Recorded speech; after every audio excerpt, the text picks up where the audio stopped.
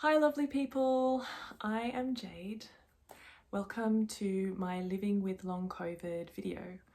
I have had long COVID for 7 months now, and before this I was one of those super busy people, always running around, working, playing, it's just, but that all had to stop recently, and now it's been 7 months and I'm on the journey to get better.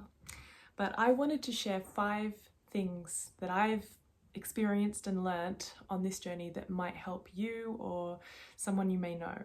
Because if you listen or read or watch anything about long COVID, it's super grim, it's serious, it's depressing, and I just feel like we have enough daily struggles to deal with. And I just wanted to create something that had a little bit of positivity, maybe a bit of hope, and just reframe the conversation from a perspective of someone who's living with it. I'm obviously also not a doctor, so please take all my recommendations as they are, just free advice given from someone who's lived it and experienced it, and I want to share it with people, and maybe it'll help and maybe it won't. So this is my channel out there to help anyone who needs inspiration and hope on their journey. Number 1. Long COVID is different for everyone. And that is a difference in symptoms. So for example, my symptoms are the fatigue, the daily migraines, migraine attacks, sore muscles, brain fog. But then I don't have the breathlessness that some people have, the respiratory issues, or the sleeplessness. So everyone has slightly different symptoms. It manifests differently in each person, it seems to be, and it does also sometimes evolve into something else. So from my understanding is we don't actually understand what causes long COVID at this point in time. What we do know is that it does trick the body into thinking that it's still got a disease, it's still there, and so your body does get some sort of inflammation. What we do know is then it also can sometimes kick the immune system and bring out any underlying genetic issues that may be in your genes. And again, this is my layperson explanation. I don't know how, it's not very scientific, but this is from what I've understood.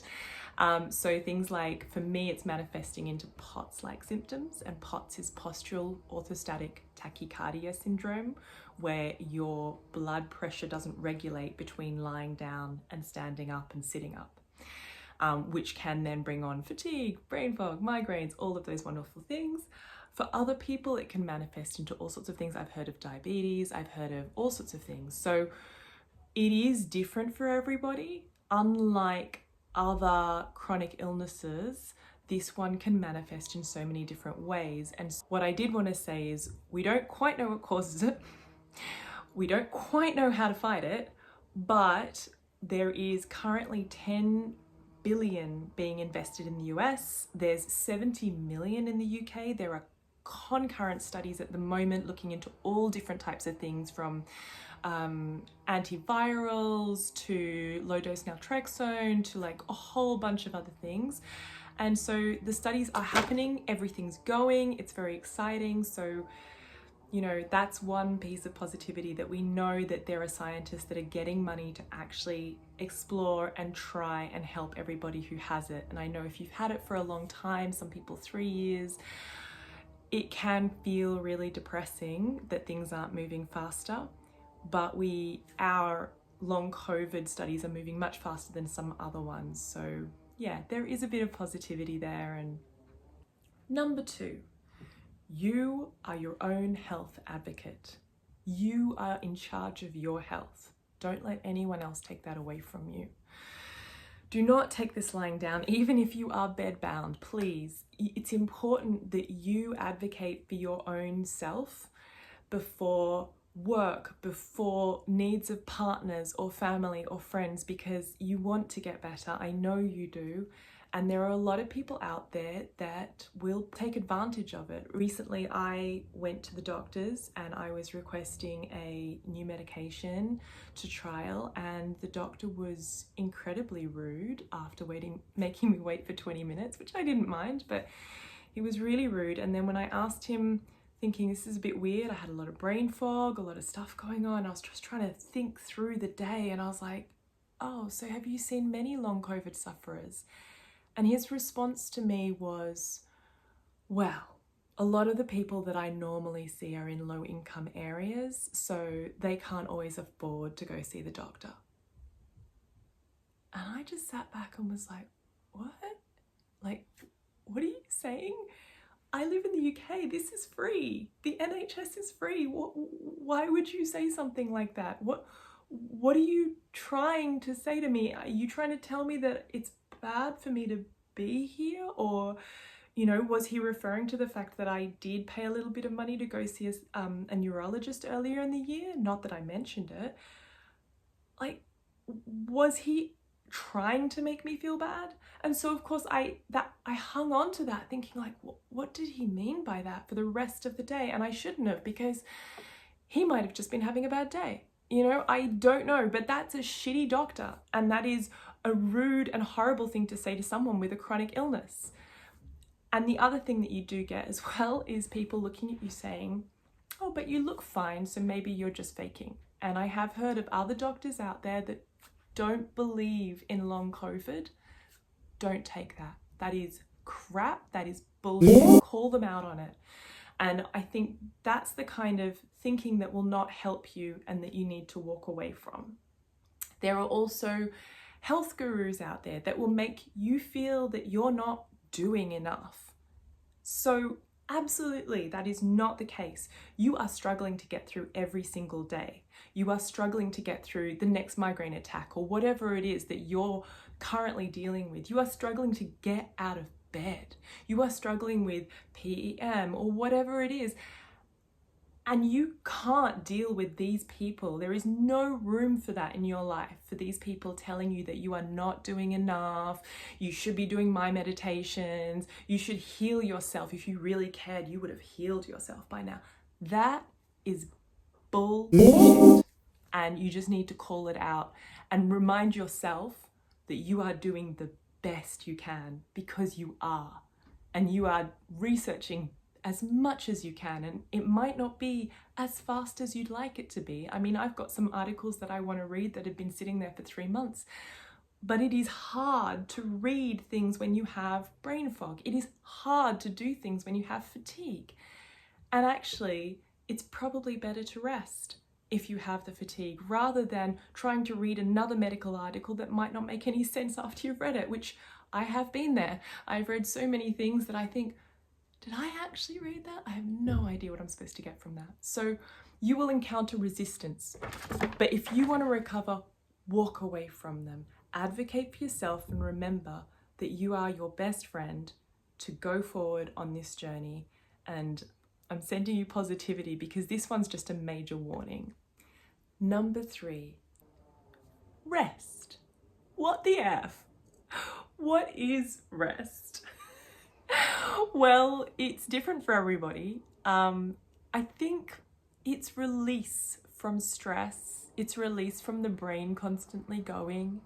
It's being able to find a place of relaxation in your mind and in your body. And sometimes we need to do things to get there. Don't be so hard on yourself. That can actually be quite a big release. You know, actively practice cheering yourself on every time you see yourself in the mirror, like, yay, I got through another day, and actually today there was no pain, or actually there was a little bit of pain, but I took meds and it was fine. Cheer yourself on the mirror. Be more compassionate to yourself. Don't let yourself spiral into negativity, although it's hard. Have compassion and find out, make a list of what rest means to you, even just in your head. You know, it could be napping, but sometimes that can be difficult. So it could be lying in the sun. It could just be watching the trees from your bedroom window. It could be putting on healing Reiki music, or playing with crystals, or doing yoga stretches, gentle ones, doing a meditation on YouTube. It's one of those things that if you have a little arsenal, a toolkit that you can come back to, make a note of these on your phone, then you always know what you need to do when you're feeling a bit restless and you can't sleep or you just want to relax. Go back to that, because rest is important no matter what your body's going through. We've heard the stories of anything that anyone's body goes through. Like if you have a broken leg, they tell you to rest and stay off it. So the more you push work, the more you push other things, the more and the longer it'll take for your journey to recover. I believe that. You might not, but I really firmly believe that. And I want my journey to be a slightly faster one. So I choose rest and relaxation as much as possible, and I urge everyone to do this as well. Number 4, listen to your body. I'm very, very good at ignoring what my body needs. I was always, if I was focused on a task, I was focused on a task, and everything else, hunger, pain, everything kind of fell to the background. However, I can't do that with a chronic illness. And I think having this chronic illness has taught me that I do have to listen to my body. What's it telling me? At the expense of the wonderful social engagements that I miss and the catch-ups with friends and anything, even work I miss. But you need to listen to your body and understand what it's telling you. And yes, it's telling you to rest. And yes, it's telling you to slow down. And yes, it's a bit confused because it thinks it has COVID still. But I've learned that if I ignore that and I push through and I really push myself to do things, I will end up with worse symptoms and an attack the next day or maybe a few days later, more fatigue. It's not worth it. So listen to your body. As part of this, I'd also suggest tracking your symptoms. It's really important to track your health and your symptoms. So whether you have a pain scale, I have a pain and a fatigue scale out of 10, figuring out what is 1, what is 10. And then I track that daily. So I also use the Visible app. You can use Bearable app. You can use, I use Notes as well. So I use Visible for the free version, and I also use Notes, and just make a little note every day of what was my pain, what was my fatigue, what did I do that might have stretched me, or how did I feel? These things just takes a few minutes every day. But if you track that over months, I also then try and put it into a little calendar so I can kind of see months of what I've done and how things have gone up and down. And it just helps. It helps you. It'll help your healthcare providers as well to understand what's working, what's not, because you can't try 10 million medications at the same time. You've got to do it one at a time, which is also frustrating. But this will help you in the long run understand what triggers you, what is good, what isn't so good.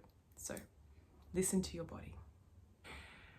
And the last one, number 5, your life is different, it's not gone.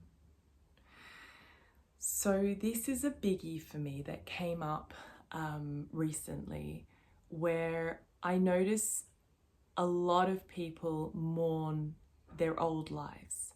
I used to be able to do that in an hour and now it takes me 3 months. Whatever it is, we mourn the loss of energy and vitality and health that we had. And that is understandable, and I think that is fair.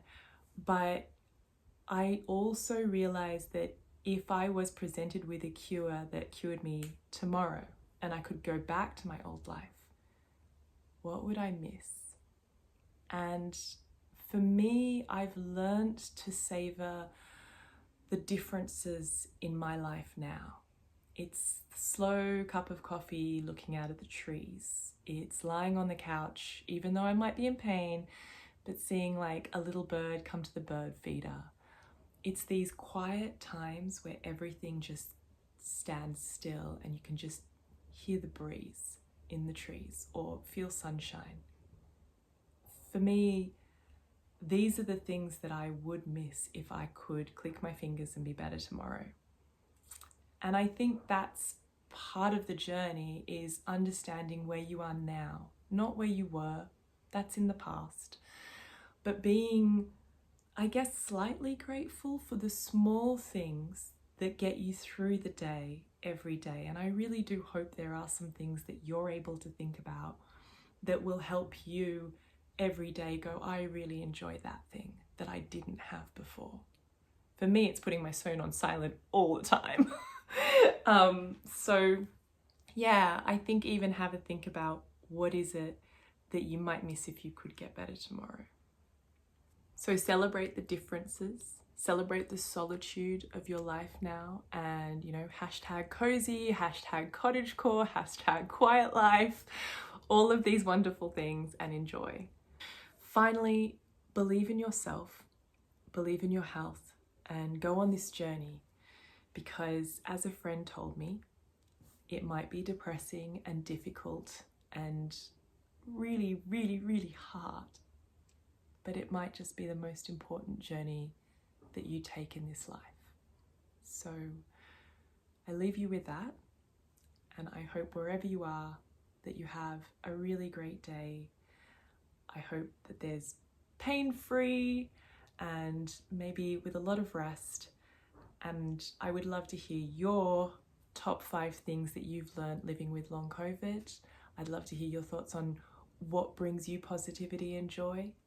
And yeah, if you like this, please click a thumbs up. Thank you very much.